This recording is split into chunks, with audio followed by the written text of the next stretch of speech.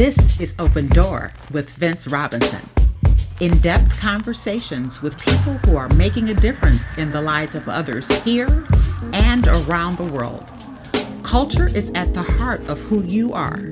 Know your culture, find yourself on Open Door with Vince Robinson. Grand Dawning, Great Rising, Cleveland, and the rest of the planet. Welcome to another edition of Open Door with Vince Robinson. I always have special guests on my show. Today I have a very special guest. She is a colleague of mine in the world of words. She is a wordsmith. She is a poet. She's a sister from another mister. And she's just a great person. I'd like to welcome to Open Door with Vince Robinson, Katie Daley. Katie, how are you today? I am good. I'm so glad to be here. Thank you, Vince, for inviting me on to this very cool show. Well, I'm really happy to have you, and I'm going to let you spill the beans on all the things that you are doing. But what I will do also is let folks know how I know you, because I do that a lot on this program. But I'm just going back somewhere around the year 2000 when there was something called the Nia Coffee House at the Cleveland Museum of Art. And we have a very dear friend who was working in the community impact engagement, whatever you call that department at the CMA right now. But he was involved in connecting with the community. And somehow, some way, I connected with him. His name is Kavana Faithwalker. Oh, yeah. And Kavana, he turned me on to this whole world of art. As a result of Kavana, we were able to do the Nia Coffee House at the Cleveland Museum of Art. And one of the folks who would come through and provide her magic, her word magic, was Katie Daley. I'm so happy to have this conversation with you. And I have to tell you that I so appreciate your work as a poet. Thank you. You know, there are some very special folks in this town. Another poet who was really dear to me was Terry Provost. Yep, me too. Terry, I miss him. Yes, you know, Terry was one of those people who was left-brained and right-brained because he was just so technical. He had an engineer's mind, you know, which is so adverse to or contrary to, or so I'm trying to think of the contrast, but it's a contrast to the creative person who draws or paints or whatever. It's just like two different paradigms. Terry was that, but his poetry resonated with me, and your poetry resonates with me. I'm saying resonates because it continues to do so. And we're going to talk about this book that you have out now. But I just want to give the folks out there a sense of who Katie Daley is. And you told me before we started this interview that you weren't born and raised in Cleveland. So tell us a little bit about where Katie came up. Well, I was born in New Haven, Connecticut. When I was 4 years old, we moved to Alexandria, Virginia. And then in 1966, we moved to Asheville, North Carolina. And in 1968, we moved to Cleveland. And my mom, specifically, my dad got a job in Akron, but my mom wanted to live in Shaker Heights because she saw an ad in the Saturday Evening Review. Basically, the ad was, do you want to live in an intentionally integrated community close to art? Internationally known art organizations, meaning the orchestra and the art museum. And my mom was like, yeah. So we moved here when I was 11, and I went to Woodbury Junior High School in Shaker, and then Shaker High School. And I was always, at the time, there were not that many intentionally integrated schools. And I always feel so lucky that I got to live in a place where that was intentional and people were trying to make it work. Yes. And I brought that with me, and I've brought it with me my whole life. So I feel like that had a huge influence on me. Well, it's definitely reflected in your work because you're not somebody who was confined to a specific group of people. You kind of have a way of appealing to a lot of different groups at one time. And it just shows me that you have a very open mind and you have a certain level of compassion when it comes to the human experience that really resonates in your poetry. How did living in all of these different places as you were coming up affect you? Because I'll tell you this, I grew up in a military family, and in my first 11 years of life, I probably moved 4 or 5 times too. So how did that affect you as a young person? All right, we can trade secrets about that. Well, I think I was lucky I was shy, but I seemed to have an easy time making friends where 2 of my 3 brothers had a hard time. So I feel like I lucked out on that, but I was forced. If I had just grown up in one town, I might not have had to develop that skill of making friends with new people and being a stranger and being a new person. And I think that experience also gave me a lot of empathy for being an outsider, a newcomer. Although nobody ever really bullied me for being an outsider, but I was definitely a stranger in a strange land wherever I showed up. But I'm kind of a chameleon. I'm very oriented to the ear, and my poetry is very oriented to how it sounds in the voice box. And hopefully that sound comes off the page if I'm not there to perform it. But I grew up in a family of storytellers. I'm Irish. Storytelling was the way that we communed with each other. And if we could make each other laugh, that was it, man. You were it. If you could make somebody laugh. And I wasn't anywhere near as good at that as my brothers were, but that made me aspire to that, My mom was a writer. She was more of a journalist. She wrote freelance articles. And I would come home from school and see her. She'd still have her coat and her hat on. She'd be at the dining room table typing away. Like, I remember thinking, wow, she is so into this, that looks like fun. I want to do that too. And then there was always the rhythm of the typewriter, the old typewriters that made clackety clack noises. That was always in my consciousness. My brother Walter was a piano player and songwriter, and he was writing songs. My brother Tom was started writing poems and sending me long poem letters when he still lived in North Carolina and we lived in Ohio. And my dad gave me 2 books of poetry when I was 12 and a rhyming dictionary, So I was steeped in the love of language and storytelling and music. I was born, my mom played piano, and she used to, before she put my brothers to bed when they were little, she'd gather them around the piano a lot with my dad, and they'd sing some songs together. And the night I was born, I was in the womb while they were playing piano. I was 2 weeks late, and I came out that night, and I like to think that that's what called me out, that piano, Yes. So, yeah, I've gone beyond geography here in my answer, but I just feel like it's all part of my landscape. It's all a part of the landscape. And the other thing that I find fascinating is that you were so surrounded by creativity. Your mother being journalistic, but at the same time playing piano, that gave you a certain exposure to the arts. And then having siblings that were also involved in the arts, perhaps it was just a DNA thing, and you were just living out your genetic code. Yeah, that and the environment certainly helped. Okay. So when was it that you discovered that you had a voice in terms of poetry? Could you elaborate on that? What do you mean, a voice? Yeah, well, at a certain point, you realize that your poetry has an impact on people. It's one thing to write, something in school, write an essay or something like that, and someone says, ooh, ah, or I really like that. But there's something magical about standing in front of a group of people and reading a poem or reciting a poem and then getting juiced up because people just responded so positively. So when was it that you decided, or when was it that you realized that you had the gift? Oh, that's a good question.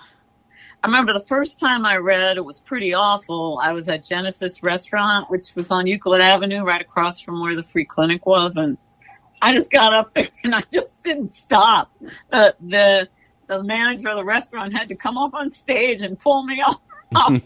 So I learned a big lesson from that. Like, don't, leave them wanting. Don't read too much. And then I performed at an art fair in Collinwood. And I was preceded by a group of kindergartners doing their version of Cinderella, and they were just such a big hit. I got up on stage, and they were so full of themselves. They're in the front row, all these 5-year-olds, and they just wouldn't shut up. So I had to do things to get them to listen, to engage. So that challenge that really sparked me because I got them to listen. And then, I would say in the, let's say mid to 86, 87, 88, I started performing more in Cleveland, Max Backs, and then down in Kent at Brady's Cafe. And it was such a vibrant scene, there's so many voices there. And it was, it's just very welcoming to add my voice to the mix and yes, that feeling of looking in people's eyes when you're up on stage and you're performing and you feel people responding to you. You see in their body language, there's eyes shining, whatever it is that they're feeling it. And that's the whole reason I write, really that's the beginning and the end reason is to connect and converse with others, the world, strangers, friends, family, all of it. And to have people come up to me after I read and tell me, wow, that one poem, I just felt that. I got tingles. I relate to it. I have a similar story. Any kind of commonality that we can establish and find with each other through through telling our stories and being honest and being vulnerable with poetry it's great. It's great stuff. Well, one of the things about poetry is just how accessible it is. I mean, it's kind of a counterpart to singing. If you're a poet or a singer, all you really need is your voice. You could stand on the street corner and recite poetry and people might be drawn to listen to you. You could stand on that same street corner and belt out a song and people are beholden to your voice. So it's a very powerful instrument. And when you look at what poets have done historically, I'm thinking of the young sister who read poetry at the inauguration for President Biden, Yes. And just people around the world responded to what she did as a poet. And then you look at someone who she probably looked up to, and that's Maya Angelou, same thing. Maya Angelou was more than just a poet, though. I mean, when she was young, she was a dancer. She was doing all kinds of things musically and so forth and so on. But she's known as being a poet. Quite interesting. Your book is called Any Closer to Home. I'm sure it's available locally. You might be one of those people who do the Amazon thing, or you might have your own website. I'm going to let you give everybody the details on that when we come back. So be prepared to put that sales pitch out there. We can't talk price, but we can tell folks where they can get it. You're listening to Open Door on 95.9 FM WOVU, Burton Bell Carr Community Radio. My guest is author, poet, great person, Katie Daley. And we'll be right back after this on this Burton Bell Carr Community Radio station. Back in a minute. Life is starting to get back on track, and you can too. If you or your family have experienced financial hardship as a result of COVID-19, Tri-C can help with full tuition assistance. Safely get the in-demand degree or training you need with online and on-campus classes. Go to tric-edu to check out our programs and resources. So, what are you waiting for? Register now for summer classes. Tri-C is where futures begin. Hi, this is Deborah Dahlman from the Legal Aid Society of Cleveland, and you're listening to WOVU 95.9 FM. Welcome back to Open Door with Vince Robinson. My guest is Katie Daley. She is the author of Any Closer to Home. It's a brand new book of poetry. Folks are reviewing it and raving over it. I haven't seen it yet, but hopefully I will see it soon. Katie, tell us how folks can get this book. All right, so you can get it, I believe, at MaxBacks right now. I am going to take it to some of the local bookstores in Cleveland. I haven't gotten them there yet, but in the next couple of days, you should be able to find it at Loganberry Books and MaxBacks. And also, you can get it on Amazon, but I prefer that you patronize the small presses of the world. I'm not crazy about Amazon. So Finishing Line Press, if you go to their website and Google Katie Daley, Any Closer to Home, it'll take you right to the page and you can buy it from them. Okay. And yes, you can buy it on Amazon and Barnes and Noble. And then I'm going to be doing a few readings in the next few months. So you can come to the reading and buy it from me and you'll get a signature and a handshake and an eye twinkle. Okay. Well, you're one of my favorites, so I'm going to go ahead and say that I'm going to invite you to perform at Larchmere Arts, and we'll talk about that offline after we conclude the program. That. But I would love just an opportunity to hear Katie Daley once again. And I fully embrace the idea of buying those books locally because it's important. Amazon put a lot of bookstores out of business. Yeah. And Susan DeCatano has been over there on Coventry for a long time, and she's been very supportive of local artists, local poets, local writers, and I celebrate her for that. So, go to MaxBacks on Coventry. You won't have to wait for the mail. You can walk out with a book, and maybe you can attend a reading and get it signed by the author herself. So tell us about this book. What was the inspiration for it? Well, you know what? I have published a few of my own chapbooks, and I've tried many times to get published by official presses. Never have managed to make that happen, but I saw there was a contest. Finishing Line Press was having a women's poetry chapbook contest. So I thought, why not? And I had a bunch of new poems that I hadn't done anything with, and they fell together nicely. They felt more connected to these very strange times we're in. I hope all my poetry books have been connected to the strange times we always seem to be in, but it just feels exceptionally strange in the last several years. So I put this together. I sent it in. I did not win the contest, but they publish a lot of books at Finishing Line, and they reached out to me and asked if they could publish it. And I said, yes, yes, yes.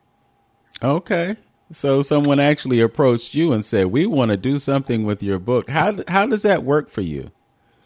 What do you mean? The terms of it? How do they put that together for you? Is it a situation where you have to pay them a certain amount to do it, or they put up the costs up front, or negotiate some kind of deal with you? I'm just curious for my own personal reasons. I don't know how many presses do it like this, but I suspect a few because it makes it more cost effective for them. But they offered me a contract, and they have a scale of royalty payments. If you pre-sell 55 books, you get 8.5% royalties on all remaining sales, and so on. So they really push pre-sales, which selling to people at a reduced price months before it comes out. So I put out a call on Facebook and email, and I got 80 people to buy it beforehand, and then that kind of it makes it. I'm assuming it makes the press know, okay, this is worth putting the money into printing. Yeah. And they did a really nice job on the cover, which I want to point out is my brother illustrated it, Tom Daley, who is an amazing poet in his own right. He's also a visual artist. And it's great that his art is on my cover because he's one of the main people who got me into writing poetry when I was 12 years old. But they did Finishing Line Press did a great job on the cover. It's really unusually, I don't know, velvety, the cover. It's the texture of it. So it's a real nice tactile experience as well as through the eyes and the mind. Mm-hmm. Talk to us about the title of the book, Why Any Closer to Home? That's a good question. It comes from a poem in the book, which I wrote for my brother, Bill, who died of a kidney infection just mysteriously and suddenly in 2017. And he was really into Buddhism. I wouldn't say he was a Buddhist, but he meditated a lot. He read a lot about Buddhism. He turned me on to the Buddhist monk Thich Nhat Hanh and some of his guided meditations, etc. And he worked a lot with the homeless in San Francisco where he lived. And I'll just read you a few lines. It's the longest poem in the book, but I won't read you the whole poem unless you want me to. You can if you'd like to. All right, I will. Okay. Let's get some poetry in the house. Scrambled after David Lerner for my brother Bill. All I want to do is return to my brother's San Francisco, where he tore down the steep streets on his bike like burnt rain. All I want to do is teach the world to surround me in my post-deathbed confoundment. But all I get is frightened footsteps tiptoeing past the morgue. And I'd rather travel the world as Edvard Munch's Scream than climb up into Emily Dickinson's prissy funeral carriage. I'd rather dine on the molded raspberries in your fridge than sign your death certificate. I need to unscramble this mortal coil, need to put your bare, dead feet to the floor, pack your rotting torso back inside your rib cage and lead you to the phone.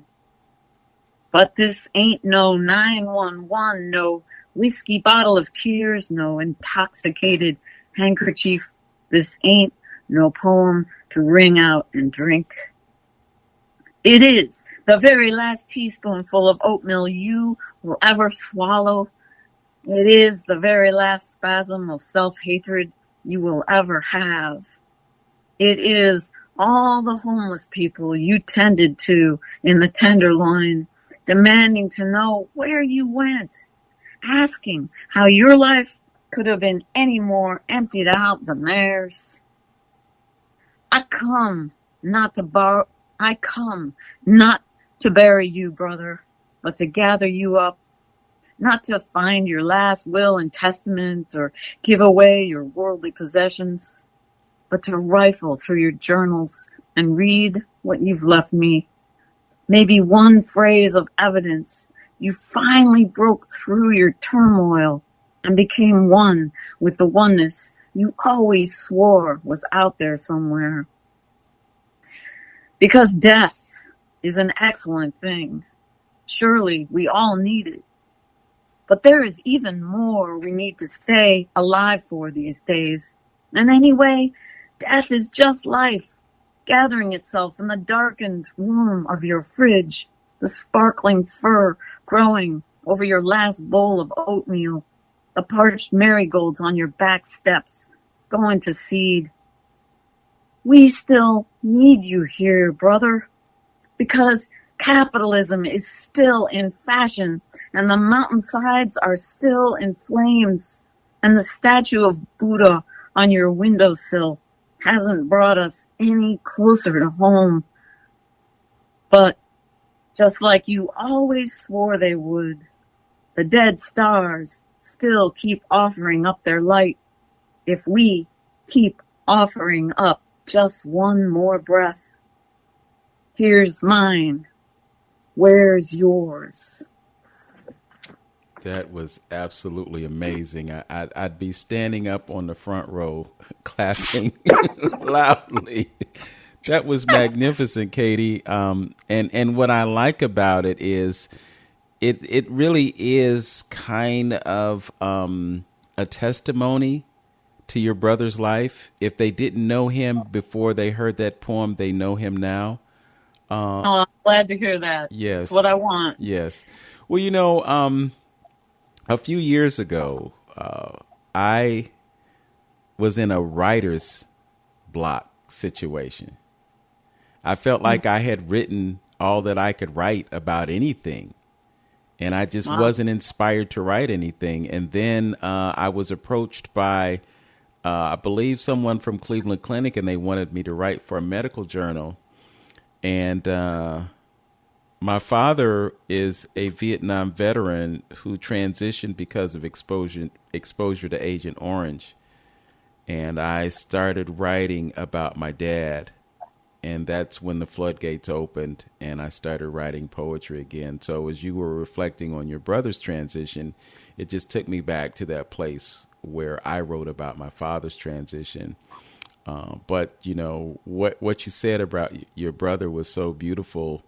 I'm just wondering, based on his connection to Buddhism, what impact did it have on you? I mean, do you at any time or in the past, would you Nam Myoho Renge Kyo? What was the last bit you said? Nam Myoho Renge Kyo. Yeah, see, I don't go that deep into Buddhism, but I spent, when I lived in Ithaca, New York, I cleaned houses for a living, and I had a Walkman, and my brother Bill, the one I just read this poem to, he had given me 6 cassettes of Thich Nhat Hanh giving Dharma talks.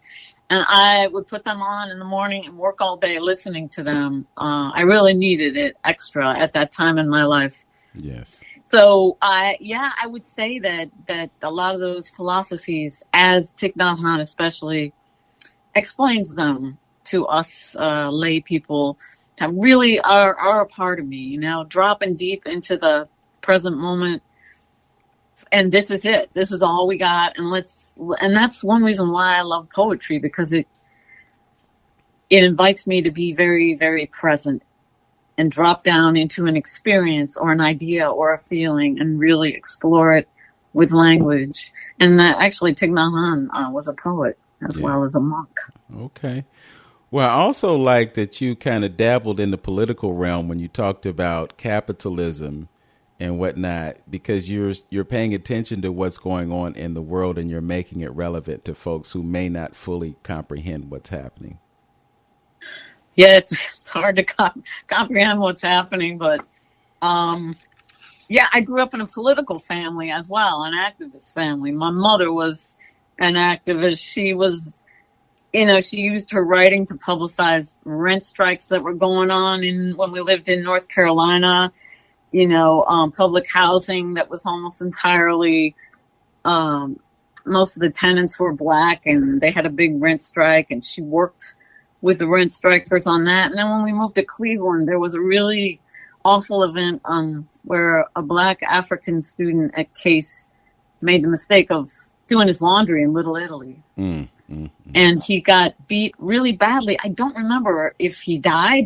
He might have, but because he was Black, some of the local people in Little Italy beat him very badly, within an inch of his life, if not his life. And when my mother read about that, she got this idea to try and bring people together through their different ethnic backgrounds, their cultures, the music and the art and the crafts that they made.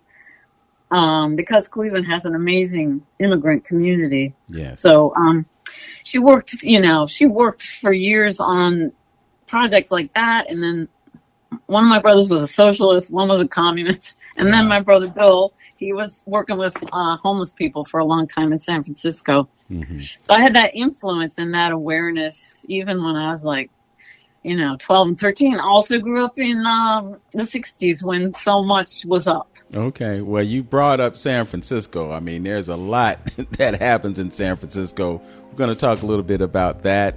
And we're also going to travel down a few more roads that you may not be ready for, but we're going to do it anyway. Uh-oh. You're listening to Open Door with Vince Robinson on 95.9 FM WOVU, Burton Bell Car Community Radio. I'm speaking with Katie Daley, the author of Any Closer to Home, a book of poetry. And as you just heard, it is magnificent. We'll be right back right after this.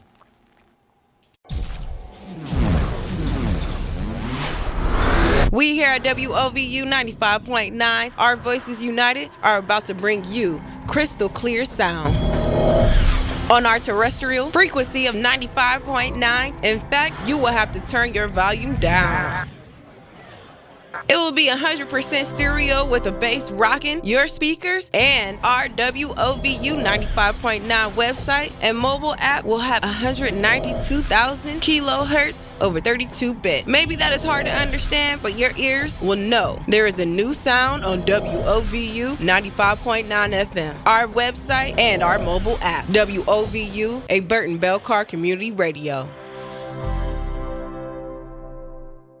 Hi, this is Tammy Payton, the CEO and founder of Pillars to Success Incorporated. You are listening to 95.9 FM WOVU, Our Voices United, Burton Bell Car Community Radio. Welcome back to Open Door with Vince Robinson and my guest, the author of Any Closer to Home, Ms. Katie Daley, who, you had quite a few siblings, one of whom lived out in San Francisco, and you wrote a poem, a beautiful poem that you just shared with us a few moments ago. San Francisco is really an interesting place. Some of the most expensive real estate in the country is in that city. So you have these fabulous homes, but then you have a whole lot of homelessness in San Francisco as well. So they're wrestling with that issue as well as a lot of other issues that affect urban areas. You shared with us your mother's compassion. You know, she was a journalist, so she was getting life firsthand and writing about it.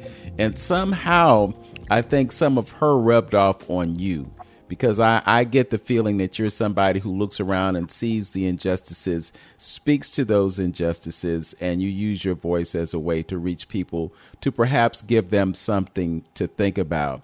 Are there other themes that you have written about in your book? In my book, in this book here. Well, it doesn't have to be that book, but I just want folks to know what you got there. Yeah, I would say that this book here is kind of an effort to speak to the endings of the world. With climate crisis, it feels like there's a lot of things that are endings, whole entire species, our way of life. And I'm at a time in my life when I'm losing friends and cousins and peers and colleagues to death. And so that kind of ending and our way in the USA of government, it just was really our system. It was never perfect. It was always far, far from perfect. But it feels like it's really some of the basic tenets are eroding.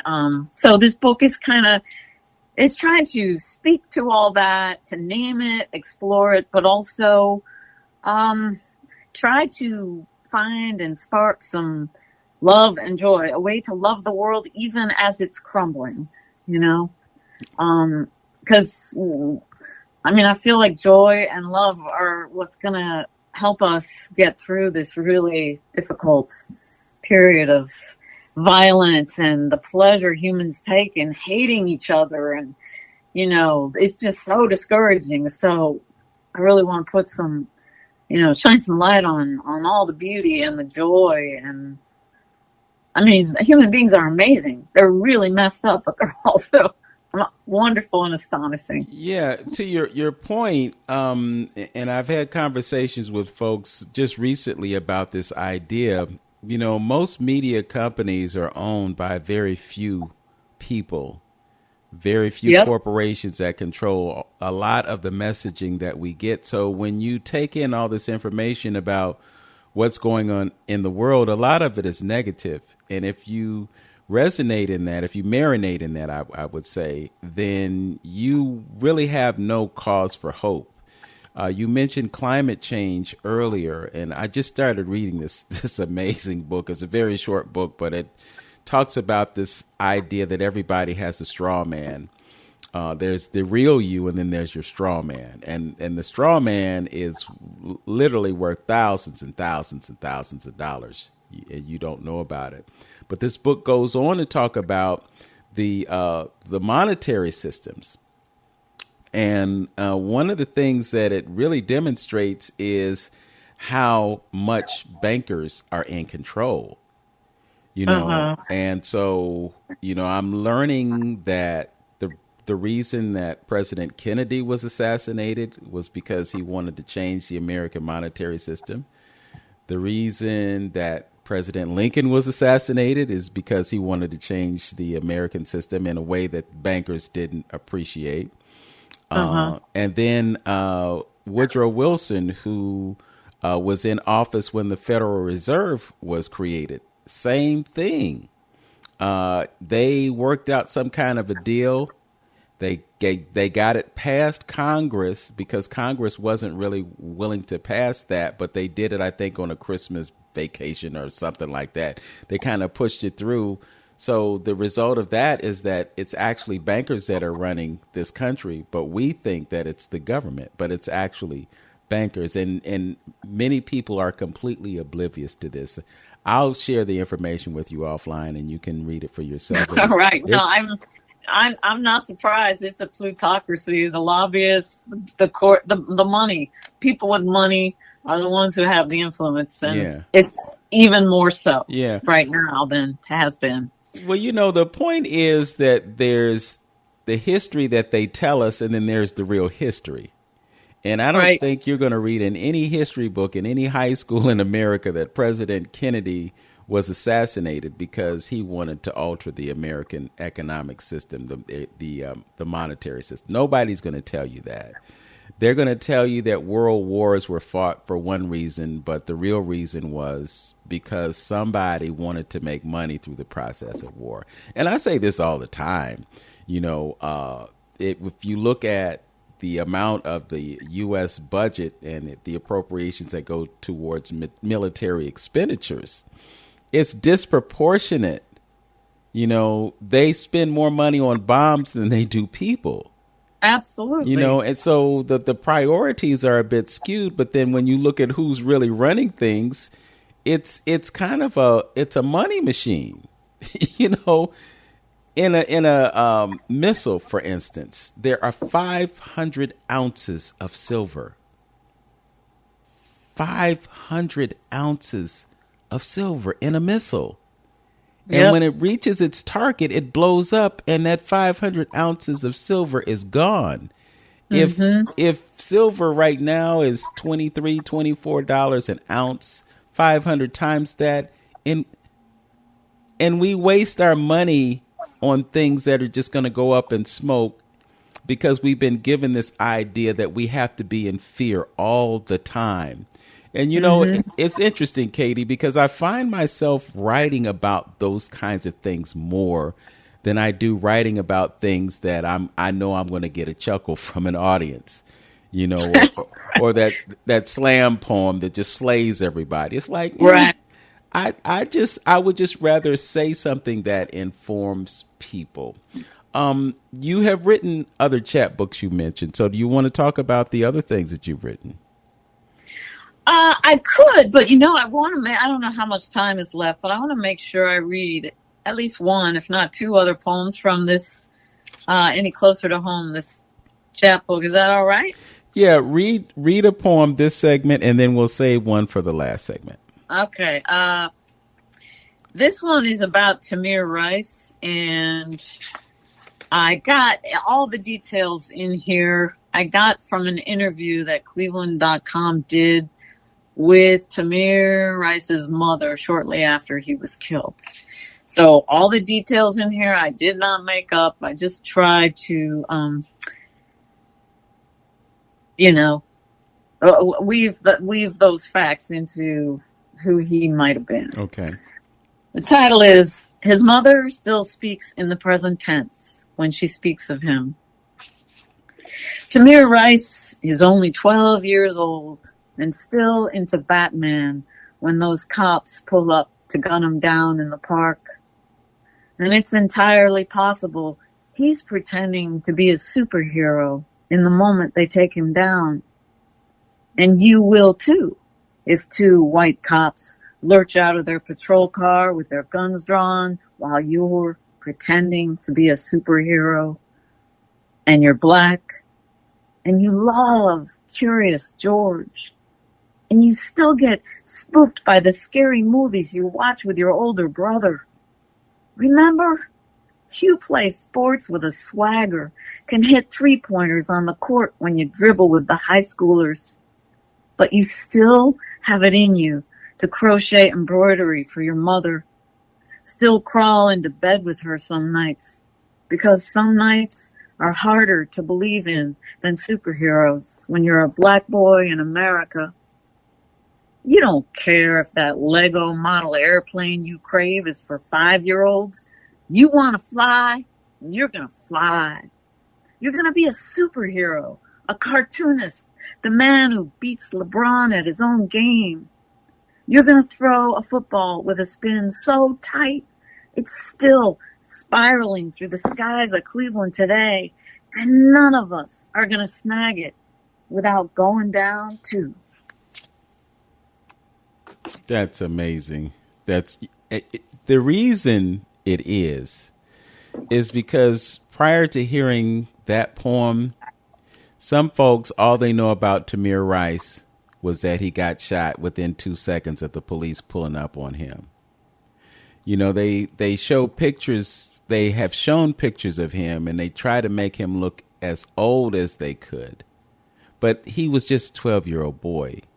Yeah. You know? So it by showing you certain kinds of pictures, it kind of makes it seem like they were justified because he was this monster with a gun, even though it was a toy gun. But what you mentioned about him crocheting and his love for Curious George and all those other kinds of things, they really humanize him. So I so appreciate that poem. And I think people hearing that will give them a different perspective, not only on him, but on his mother, because, you know, she continues to deal with this, you know. Yeah. It's really interesting, Katie, that the gazebo is in Chicago. The gazebo. What do you mean? The gazebo that he was. Yes, the He was. Yes, the gazebo. But it was in Cleveland that he was shot. It right? was at the Cadell Recreation Center. And they removed it, and they somehow it ended up in the Chicago area. Jesus. The reason there's no memorial for him there. No. Wow. Because Cleveland was wrong.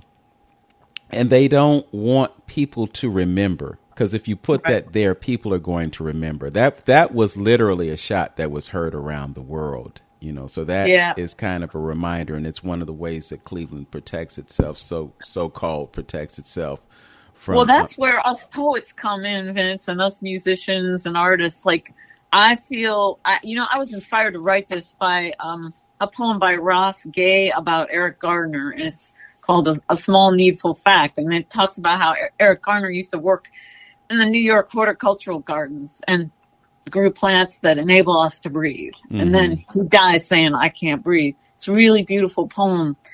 I highly recommend anyone check it out. Ross Gay, A Small Needful Fact. But anyway, I feel like we all need to, there's just hundreds of thousands of, especially of Black people, especially Black men and some Black boys who have been killed by the cops.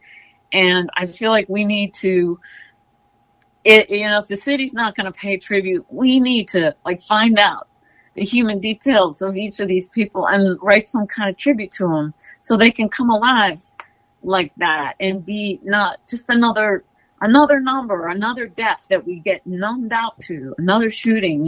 It's like, I feel like I don't know. I want to start a big anthology of poems about all these people that have been killed. Well, you know something? There is a saying, and the saying goes, "The tale of the lion and the hunter will always favor the hunter.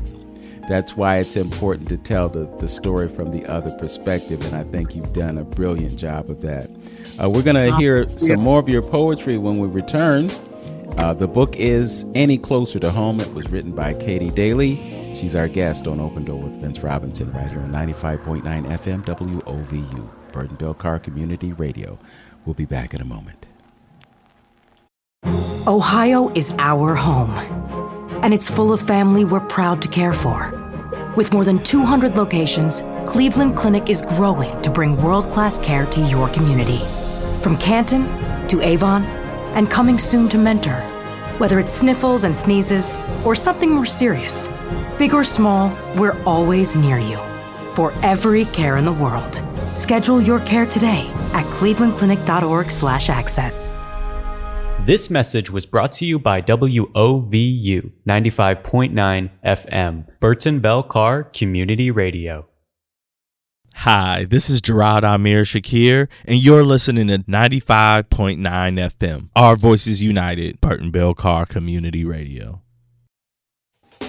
Welcome back to Open Door with Vince Robinson. My guest is Katie Daley, and she is sharing poetry from her new book, Any Closer to Home. She's got a few chapbooks out there, but this is the one that was published by the company, which is a beautiful thing. You know, I have one under my belt, and, you know, I'm not ashamed to say that I got it published myself because I, like you, was waiting for somebody to come to me with a deal and nobody came, you know, but you have things to say, and we're in a changing world now. I mean, you know, now everybody's hosting talk shows. Everybody has a podcast, you know.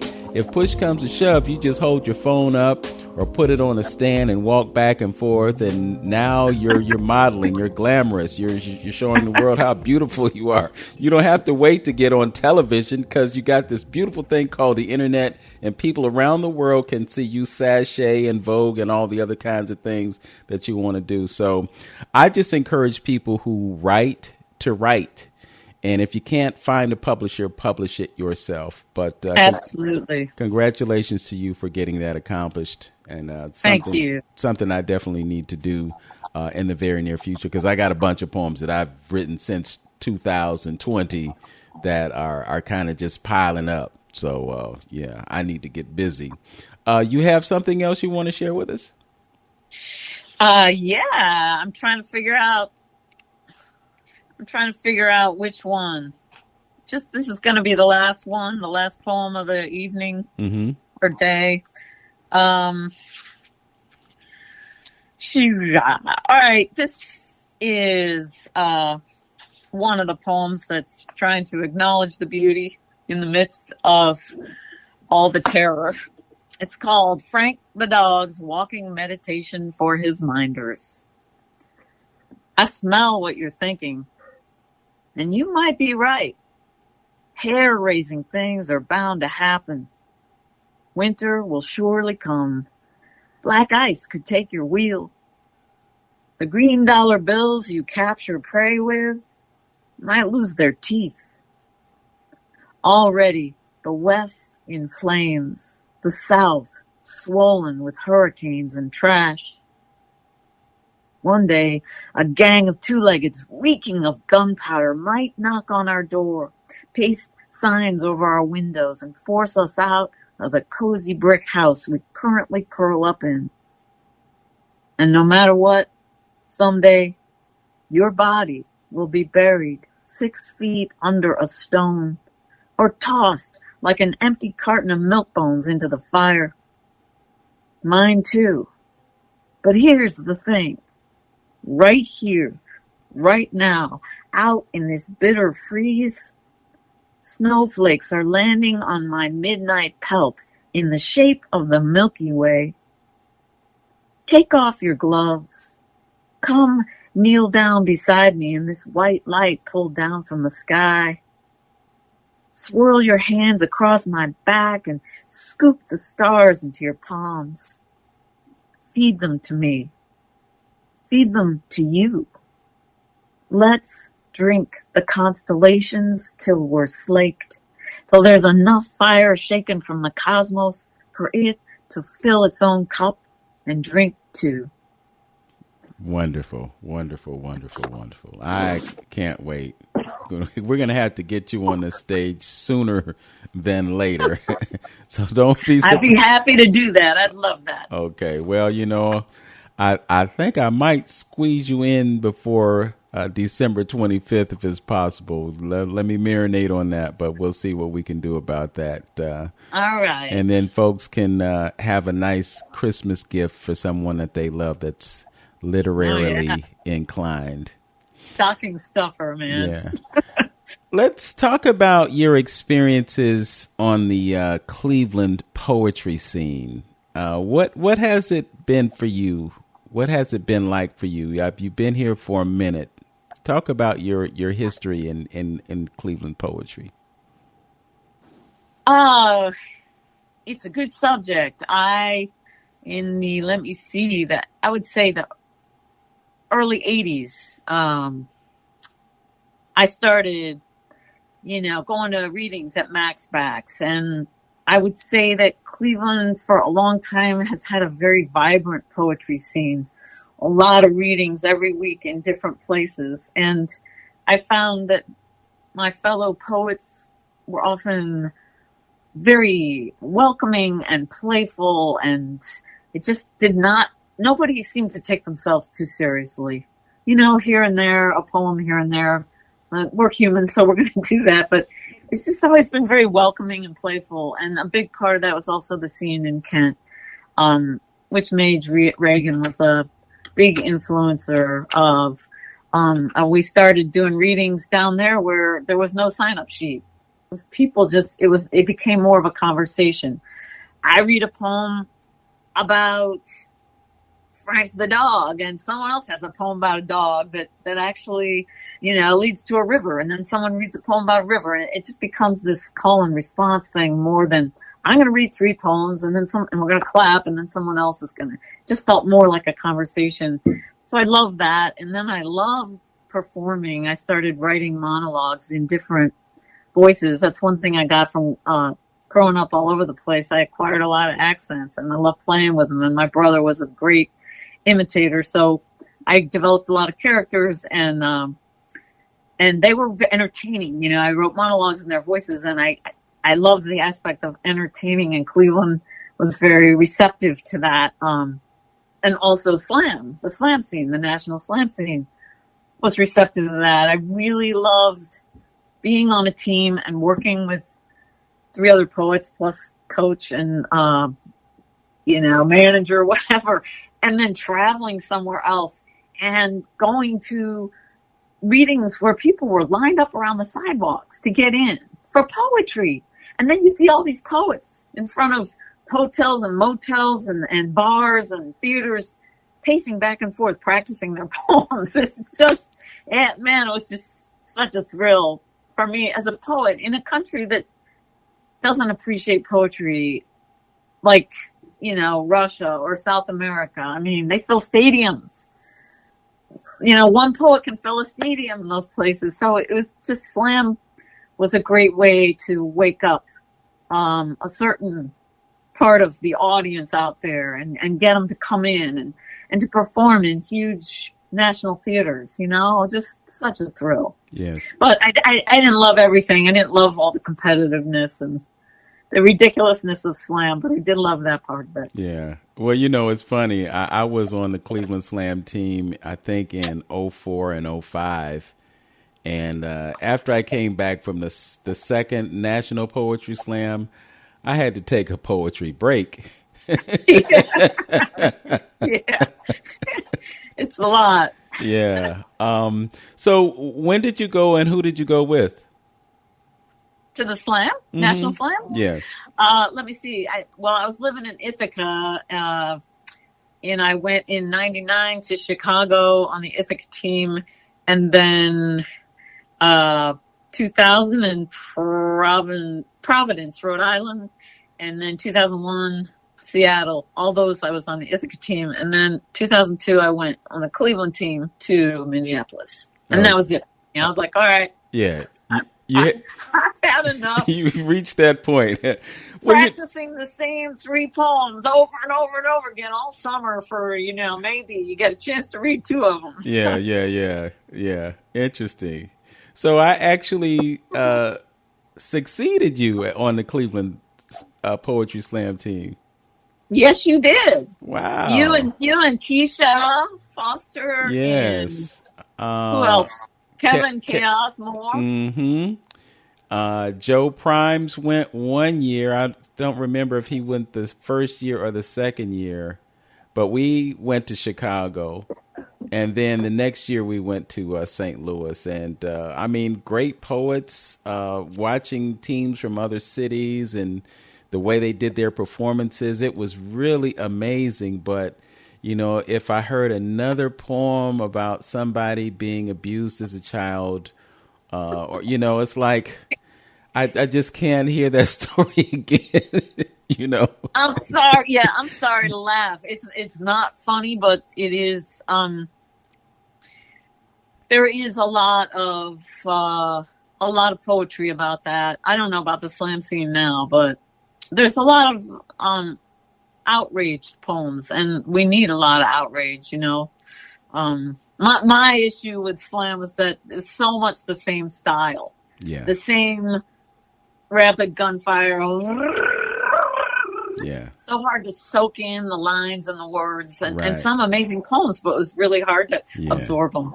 Well, I would like to invoke the point that you made about poets filling up stadiums. I was walking down Martin Luther King Boulevard and stopping at some of the cultural gardens, and I noticed in one place, and it may have been the Ukrainian or somewhere else, but the national hero was a poet. And more than one of the heroes that are celebrated on that boulevard are poets. And it just shows you how important words are and how important the expression of those words are, particularly when those words speak to our human condition.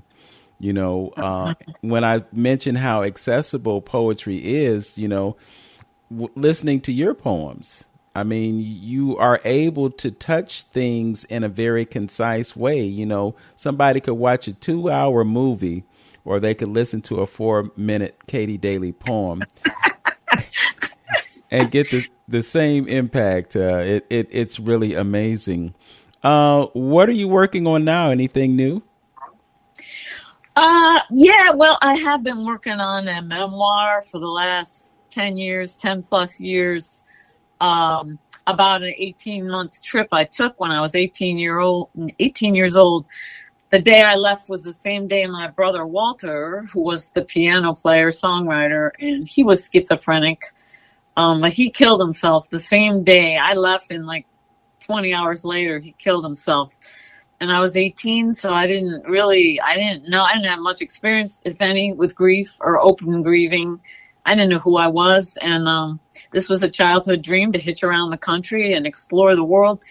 So the memoir is about, coming of age with I'm trying to become as alive as possible while my brother has chosen death over life. And so it's been a healing journey to write it, and I think it's a really good story. I think it would make a good movie, actually. Yes. Well, I am hopeful that you complete it in the very near future. I think you have a lot of stories to tell, and just based on your family dynamics and the experiences that you've had, there's going to be a lot there. I congratulate you on this great work. I want to remind people that they can get their copy of Any Closer to Home by visiting our friend Susan DeGaetano over at Max Backs on Coventry. It's a couple of doors down from the favorite eatery for many, and that's Tommy's Restaurant. Not that I'm trying to advertise for them, but if you know where Tommy's is, you can find it's right next door. Right next door, you can find Max Backs. And as a last resort, go to Amazon, but we want Katie to get paid. Oh, go to Finishing Line Press online and get it there before you go to Amazon. Okay. I'm going to put a link to that in the description of this video so I can make it real easy for people after they hear this interview to connect with your great work. I am going to promise you that I'm going to feature you as a poet at Larchmere Arts. We're going to do it sooner rather than later, and I look forward to that performance and more from Katie Daley. Thanks for joining me on Open Door. Thank you. It's been great to be with you, Vince. Thank you, and I'm looking forward to seeing you in the near future. To all Me of you, too. all right, to all of you who are listening, as always, know yourself, love yourself, be yourself, and make today your absolute best day. Peace.